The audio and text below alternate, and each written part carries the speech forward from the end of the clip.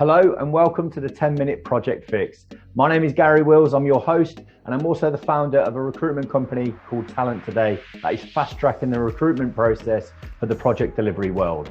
In each episode, we'll be discussing all things project delivery, and we'll be speaking to the very best project leaders and CIOs in the marketplace that have been there, done it, got the t-shirt, and got a lot of war wounds along the way. If you like what you hear from the podcast, please hit the like button, please subscribe to the channel, and please share or add a comment. Today, we are joined by Stephen Riley. Stephen, you're an experienced program director. How are you doing today? I'm very good, thanks. How are you? Yeah, very well indeed. Stephen, do you mind just giving a bit of a brief overview as to who you are and what you do? Program director for the last 6 years, largely in IT, infrastructure and large complex stakeholder environments, transformation, change programs, that kind of thing. Substantial experience over the years, both in the UK and the Middle East, working on a number of different industries, from defence to justice to aviation to construction, but mostly with an IT type flavour to it.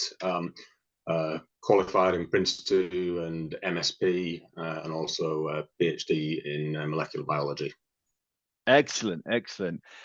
So, right, just before we get started then on this 10-minute, obviously we've got 10 minutes to cover quite a lot of things about projects in itself.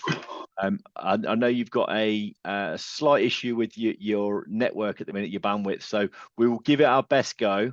Hopefully we can get through this 10 minutes and the Wi-Fi will stay together. But anyway, to get going, right, so what would you say is your top 3 tips you would give someone to ensure that the project has the best chance of success? There's a number of things you could say. I think first and foremost, you need to understand the requirements, the objectives, the business case, and that's both stated requirements and the trickier unstated requirements, making sure that there's a solid reason for actually doing the project, and that you've understood what that is. That'd be the first thing. Secondly, I guess the old adage, fail to plan, plan to fail. Always have a plan. No plan ever survives first contact with the enemy, but if you don't have a plan, then you don't know what direction you're going in. So that's important. I think the third thing I would say is sponsorship. Does someone senior in the business actually want this thing done? Are they shouting for it? Are they sponsoring it? Are they visible? Are they providing you with the support, etc., that you need? If you don't have a sponsor, then and it's not a visible, active sponsor, then you're not set up for success. Yeah, and when you're trying to mitigate risk, what's the first thing that sort of springs to mind there? So what I've found useful over the years, obviously you do your risk workshops and you work out, kind of what your risks are, etc. The difficulty is in, I think, identifying the risks in the first place. And so what I try to do is find the most negative people I can find in the organization, the ones who always go, well, that'll never work, will it? Because this will go wrong and that'll go wrong and this will go wrong. Find those people, get them in a workshop, and your risk register will just write itself. I like that approach, actually, to be fair, because sometimes we always, we try and surround ourselves with positive people, everything's going to be fine. So what have you seen them firsthand working with maybe people that are a bit more pessimistic, actually gives you first sight of an issue? Yeah, it gives you better insight, because they just think of all the things that could possibly go wrong. So you just capture all of that. Excellent, great answer.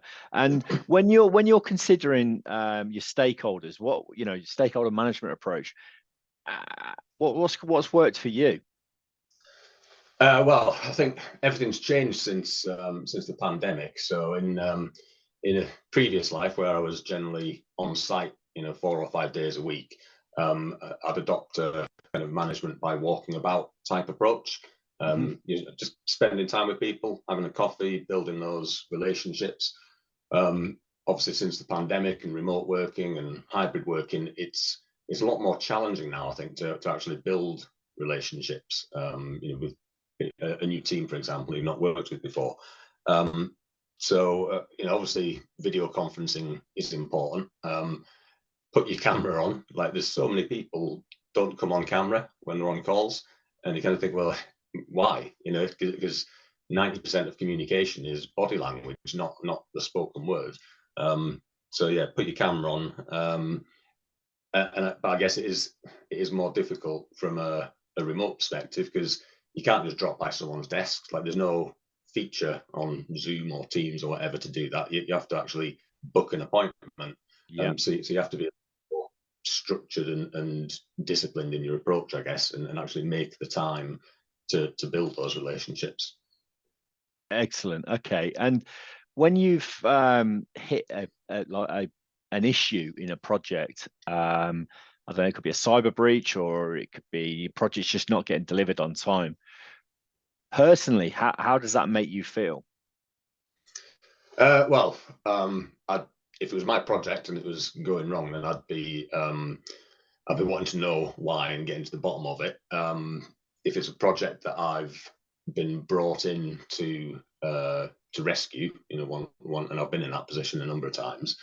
I think in some respects it's less pressured because it's already failing, and so it's kind of a win-win situation. So I feel a bit more relaxed about that kind of thing, to be perfectly honest, just because of those expectations. Do you enjoy a crisis? I try to avoid a crisis, but things do go wrong from time to time, and you have to fix them, and it's just a case of getting on with it. Yeah, and are you somebody that roll your sleeves up and get involved, or is it calm behind the desk?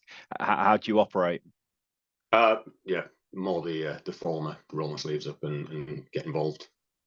And what sort of steps do you put in place then to get the program back on track and get delivered on time?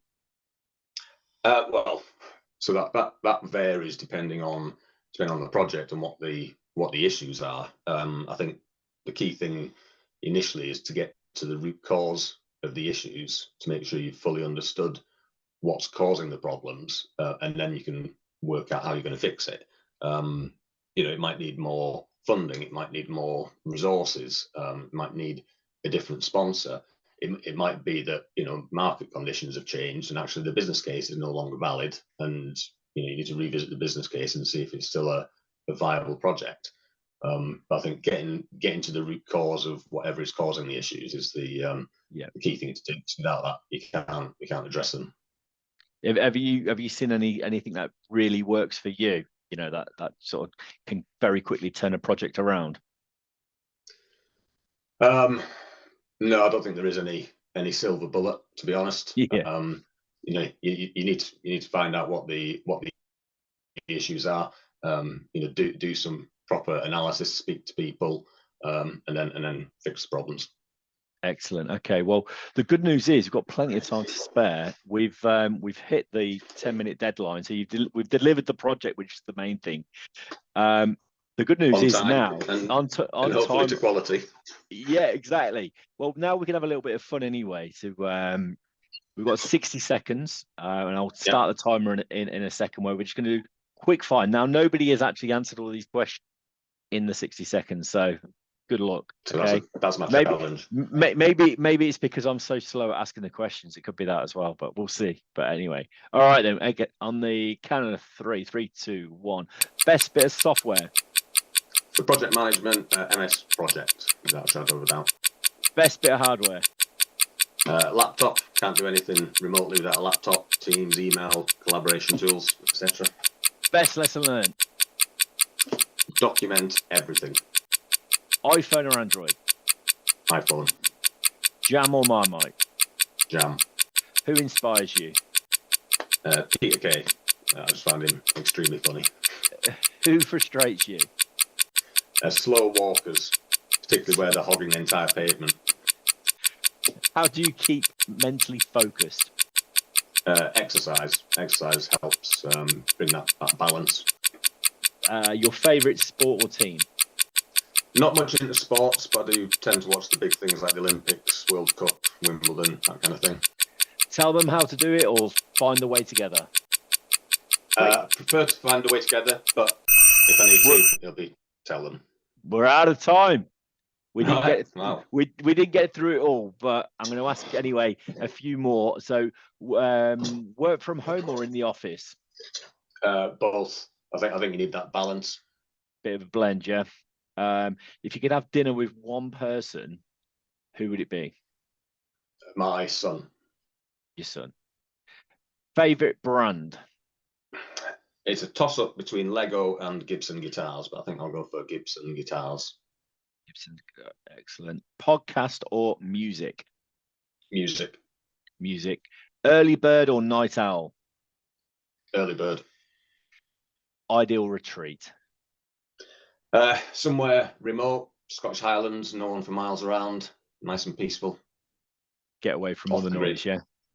Yeah.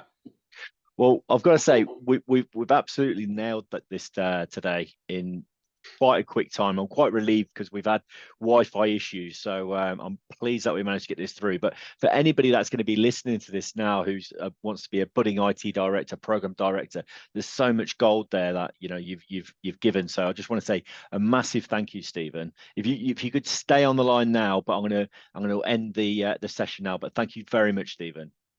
Yeah, no worries. Thanks, Gary. Thank you.